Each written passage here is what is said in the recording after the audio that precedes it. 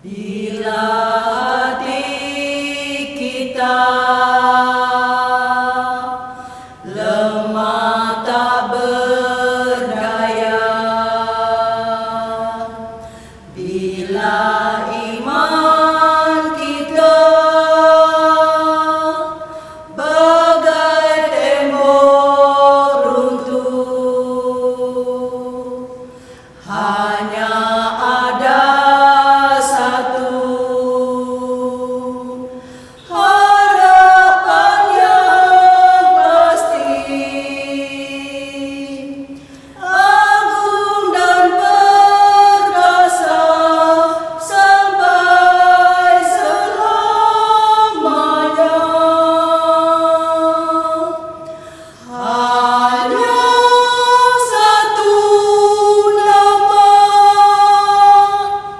yang menggetarkan hati,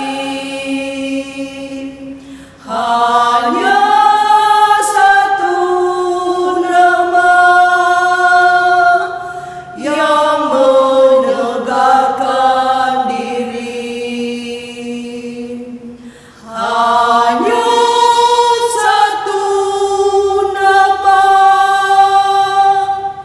indah tak terperi, nama Yesus, nama Raja segala raja. Bila hati kita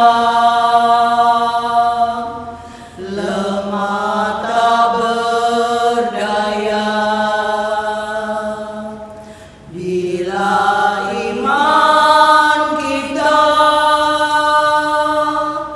bagai tembok runtuh, hanya ada satu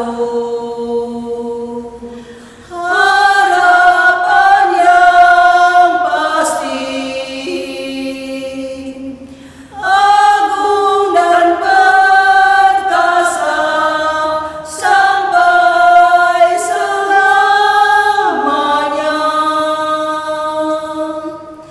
Hanya satu nama yang menggetarkan hati, hanya satu nama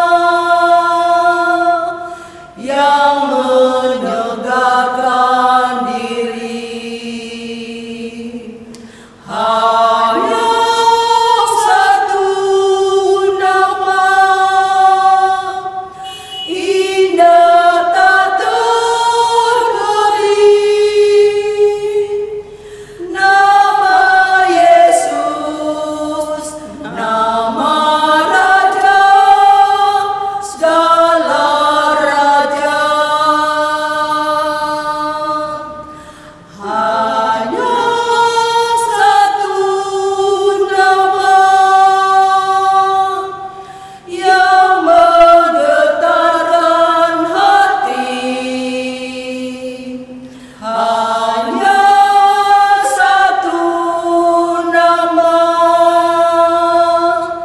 yang menegakkan diri, hanya satu nama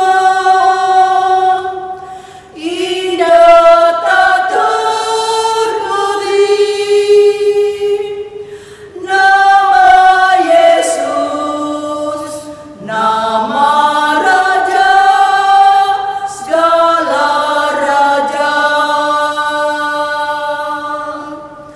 Nama Yesus, nama Raja segala raja.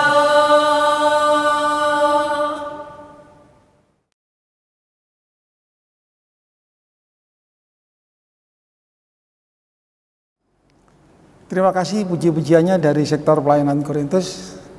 Jemaat yang dikasihi Tuhan, kini saatnya kita akan masuki firman Tuhan. Sebelum pembacaan firman Tuhan kita mulai, mari Bapak dan Ibu semuanya dan saudara terkasih untuk menyiapkan bacaan kita yang terambil dalam kitab Perjanjian Baru, Kisah Para Rasul ayat pasal yang ke-20, ayat yang ke-7 sampai 12. Kisah Para Rasul pasal yang ke-20, ayat yang ke-7 sampai yang ke-12. Bila mana Bapak dan Ibu semuanya sudah mendapatkan, kami persilakan mari kita untuk satu dalam doa. Segala puji dan syukur kami panjatkan kepadamu Tuhan. Terima kasih atas penyertaan-Mu, atas lawatan-Mu dalam kehidupan kami sepanjang pagi hingga malam hari ini.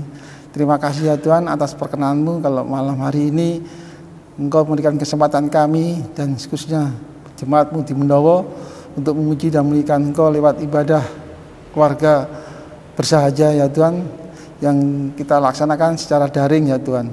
Tuhan, kiranya Engkau mengurapi dengan Roh Kudus-Mu dalam ibadah kami, dalam pemberitaan firman-Mu pada malam hari ini. Semoga firman-Mu menjadikan kekuatan iman dan berkat dalam kehidupan kami. Kami dengan senantiasa mendengarkan firman-Mu, bukan hanya kami hanya membaca maupun mendengar saja, tapi jadikanlah kami pelaku-pelaku firman-Mu ya Tuhan. Di dalam nama Tuhan Yesus kami berdoa dan mengucap syukur. Amin. Jemaat, mari kita undang untuk berdiri.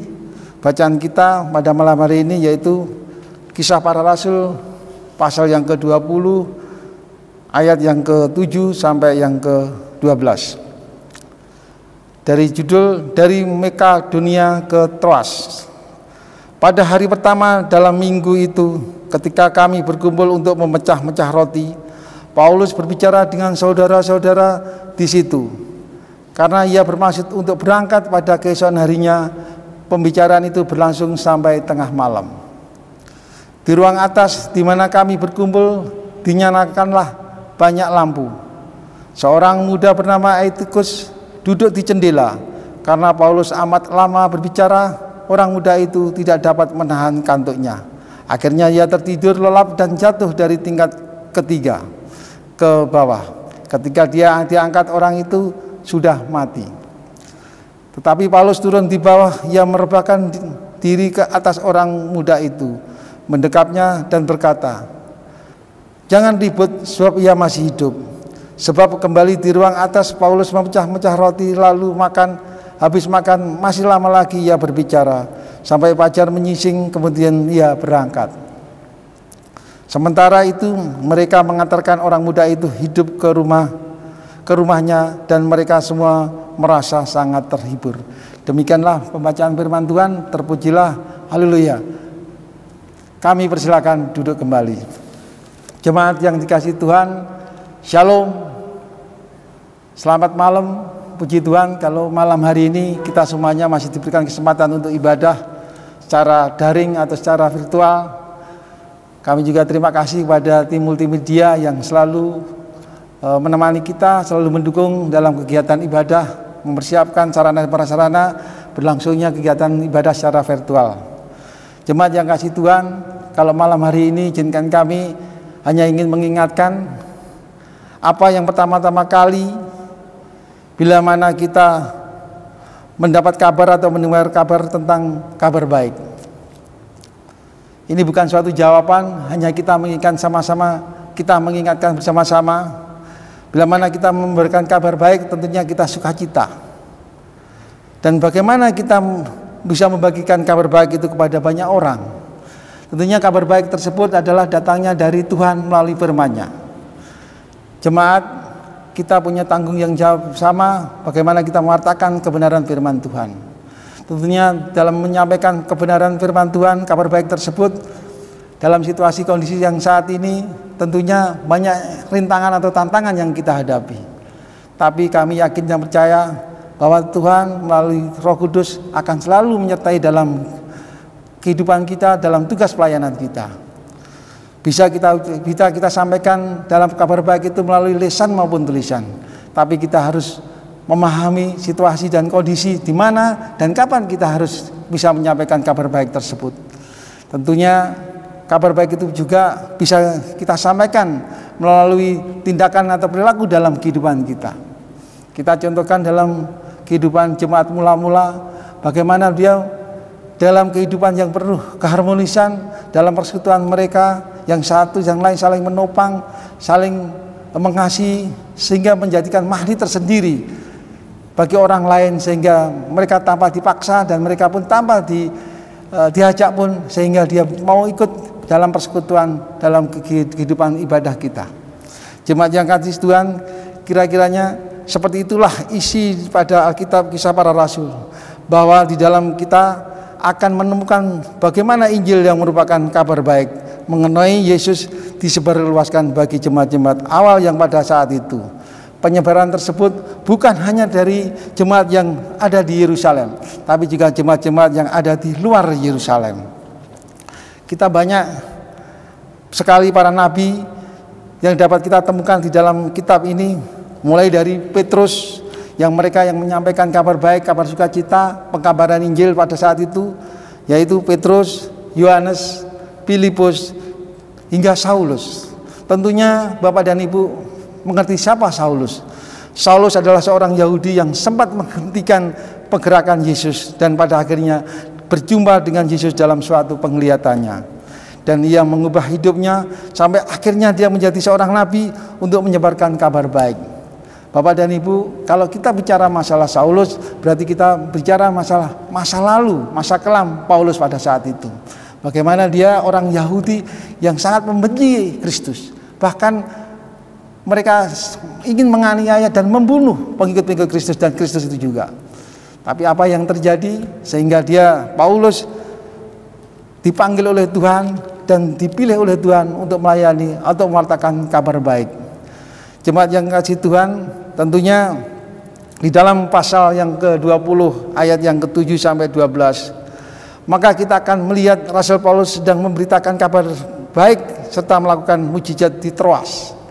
Troas adalah sebuah kota kecil berbudaya Yunani di ujung utara pantai barat Turki, di penghujung masa menjelang perpisahan untuk melanjutkan perjalanannya ke Miletus.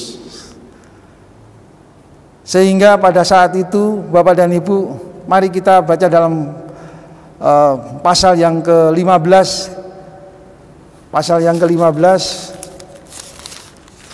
ayat yang ke-36. Kisah Para Rasul pasal yang ke-15 ayat yang ke-36.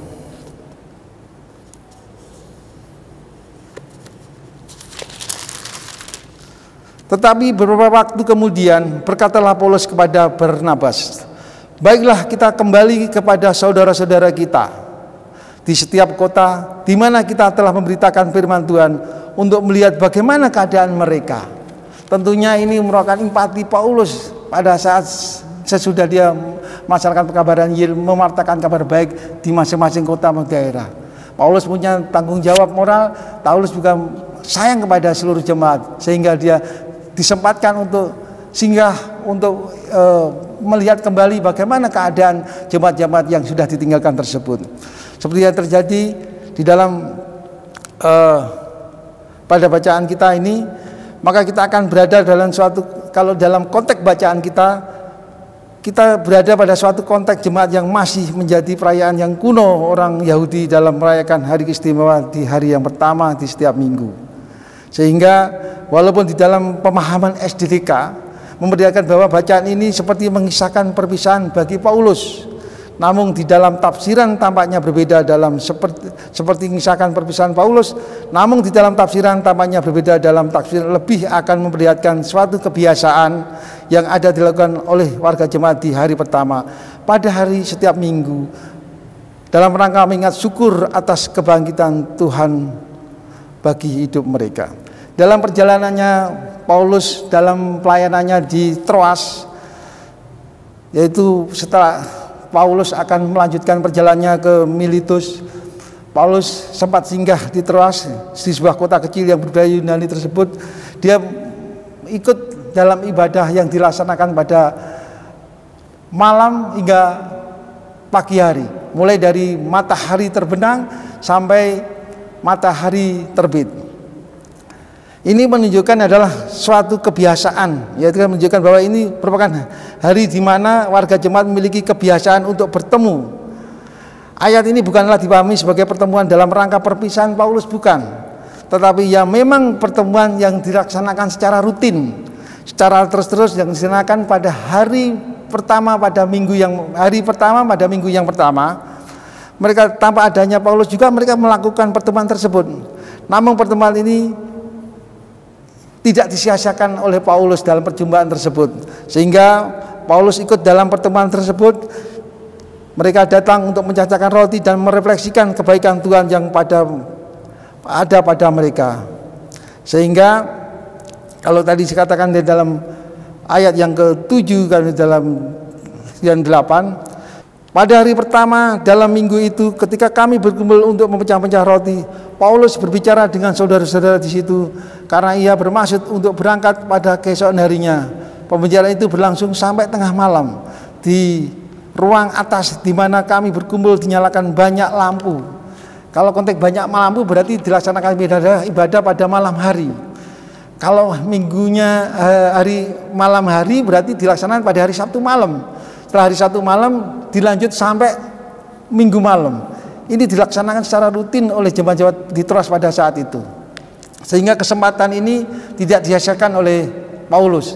Sehingga Paulus berkhotbah sampai larut, sampai malam hingga pagi, sampai hampir menjelang pagi, sehingga saking lamanya dalam berkhotbah sehingga ada salah seorang anak muda yang bernama Aetikus yang duduk di jendela. Karena Paulus amat lama berbicara, orang muda itu tidak dapat menahan kantuk. Akhirnya ia tertidur lelap dan jatuh dari tingkat ketiga di bawah, sehingga diangkat orang situ, dikatakan sudah mati. Apa yang dilakukan Paulus? Sungguh luar biasa. Pada saat itu Paulus diberikan mujizat ilahi oleh Tuhan, sehingga anak yang jatuh dari lantai 3 sampai dia akhirnya bisa dibangkitkan kembali, bisa dihidupkan oleh Paulus dengan cara merebahkan badan Paulus ke anak tersebut, sehingga anak tersebut sampai dikatakan oleh jemaat-jemaat yang pada saat itu yang berada di situ bahwa anak tersebut masih hidup. Inilah yang dilakukan pada saat Paulus melaksanakan ikut kegiatan ibadah di Troas pada saat itu. Jemaat yang dikasih Tuhan, tentunya ada beberapa gereja yang saat ini melakukan kegiatan seperti mengenang kebaikan Kristus, mengenang tentang pengorbanan Kristus. Dia lakukan setiap hari Minggu. Ada juga di gereja-gereja dimanapun tempat berada, ada pula seperti GBIB ini dilaksanakan ibadah perjamuan kudus yang dilaksanakan, kalau kami mungkin salah bisa dikoreksi, sekitar 4 kali. Ya, sekarang 4 kali dalam 1 tahun kita melaksanakan ibadah perjamuan kudus. Tapi yang dilaksanakan ibadah pada orang-orang Yahudi di Troas itu dilaksanakan tiap hari Minggu. Tiap hari Minggu, minggu pertama dia melaksanakan perjamuan kudus.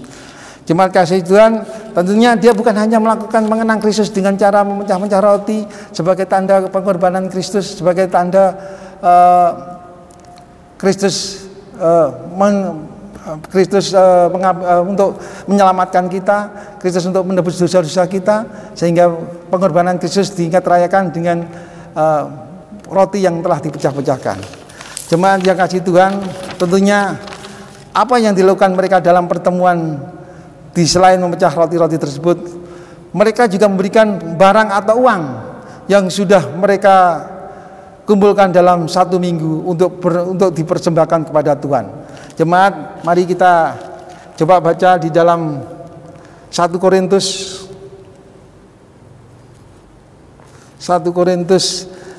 ayat yang ke pasal yang 16.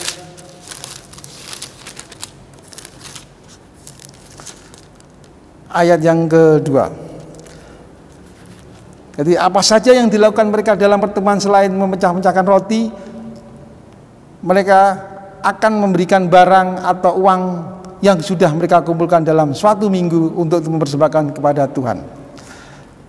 Di dalam bacaan 1 Korintus pasal yang ke-16 ayat yang kedua, pada hari pertama dari tiap-tiap minggu, hendaklah kamu masing-masing sesuai dengan apa yang kamu peroleh menyisihkan sesuatu dan menyimpannya di rumah, supaya jangan pengumpulan itu baru diadakan kalau aku datang. Ini suatu peringatan bagi kita semuanya. Kita diingatkan Tuhan bahwa kita memberikan persembahan yang berupa barang atau uang, kumpulan dalam 1 minggu tersebut, bukan pada saat nanti Kristus akan datang yang kedua kalinya. Inilah peringatan bagi kita bahwa selain mengingat dalam ibadah dengan perjamuan kudus, roti yang sudah dipecah-pecahkan sebagai tanda pengorbanan Kristus, kita juga diajak untuk memberikan persembahan, yaitu memberikan persembahan dengan barang atau uang yang sudah kita siapkan kita kumpulkan dalam 1 minggu. Tentunya kita diingatkan oleh Kristus, kalau kita melihat memang ada beberapa gereja saat ini yang setiap minggunya tetap menjalankan kebiasaan seperti itu, yaitu dengan cara perjamuan kudus dan melakukan persembahan setiap minggunya. Tentunya diadaptasi kebiasaan warga jemaat saat ini, namun ada beberapa gereja yang masih tetap setia melakukan perjamuan kudus. Jemaat yang dikasihi Tuhan, tentunya pada saat ini apakah kita bisa melakukan mujizat ilahi seperti apa yang dilakukan oleh Rasul Paulus? Tentu jawaban saya bisa. Karena apa yang pernah kita lakukan demi orang lain, melakukan suatu mujizat bagi mereka maupun bagi kita sendiri. Seperti apa yang dilakukan oleh Bunda Teresia, mereka yang melakukan pelayanan diakonia di daerah India Selatan, tepatnya di Kalkuta. Mereka merawat bagi penderita sakit kusta. Begitu banyak mereka yang rawat, bisa dapat disembuhkan pada saat itu. Sehingga apa yang dilakukan oleh Bunda Teresia pada saat itu merupakan suatu mujizat yang diberikan kepada para penderita sakit kusta. Kalau di situasi kondisi yang saat ini, tentunya di situasi pandemi, kita diingatkan kembali oleh Tuhan, kita diuji tentang iman kita diuji tentang kepribadian dalam perilaku kehidupan kita. Apakah kita menjadi orang-orang yang egosentris, hanya memikirkan diri sendiri maupun keluarga sendiri? Tapi mari kita ingatkan pada malam hari ini, kita sama-sama memberikan tumpangan bagi yang lain, bagi sesama, bagi kita yang saat ini terdampak akibat COVID-19. Apakah itu terdampak masalah sosial, ekonomi, terlebih secara ekonomi, apa yang kita berikan kepada mereka? Tentunya yang kita miliki yang saat ini dengan sukarela, dengan senantiasa kita memberi, merupakan suatu mujizat bagi mereka juga, bagi saudara-saudara kita. Tentunya kita memberikan tanpa paksaan dan tidak ada embel-embel apa yang harus biar nanti kita dinilai lebih, bukan. Tapi ini merupakan kewajiban kita sebagai anak-anak Tuhan. Kita harus mau meringankan, mau membantu sesama dengan kasih. Saudara-saudara, tentunya melalui wadah gereja kita juga, GBB Benowo, sudah membentuk tim Satgas penanganan COVID-19 yang terjadi khususnya di lingkungan jemaat kita, yang sudah dibentuk, yang sudah berjalan. Tentunya kami selaku majelis jemaat mengapresiasi pada rekan-rekan teman-teman yang saat ini melakukan pelayanan dengan senantiasa mereka membantu sesama.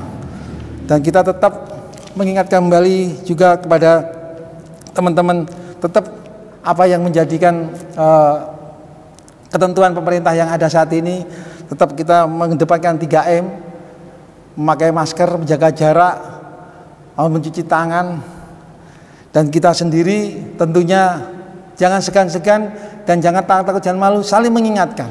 Bila mana dengan situasi yang kondisi ini, tentu ini sangat berguna bagi kita maupun bagi orang lain. Tentunya pengalaman pribadi yang bisa kita sampaikan, kecemasan, kekhawatiran jangan sampai terjadi pada Bapak dan Ibu semuanya. Kami pribadi pernah mengalami kurang lebih 5 sampai 6 tahun yang lalu. Bagaimana kecemasan, kekhawatiran itu selalu membayangi dalam kehidupan saya.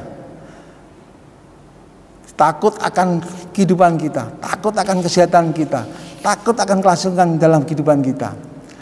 Akhirnya marah, cemas, dan tindakan frontal pasti akan terjadi. Karena saat ini juga, yang saat ini kepada saudara-saudara sekalian saya ingatkan kembali, tolong kita bisa mengendalikan diri dalam kehidupan kita. Kita tetap ikat dalam persekutuan kita, dalam khususnya jemaat di Benowo. Ketakutan tidak membuahkan hasil apapun. Boleh kita takut, tapi jangan sampai ketakutan. Kalau kita takut, berarti kita masih bisa berusaha, bisa berbuat. Tapi kalau kita ketakutan, akan kebayang dalam kehidupan sampai dibawa kemana-mana, ya kan?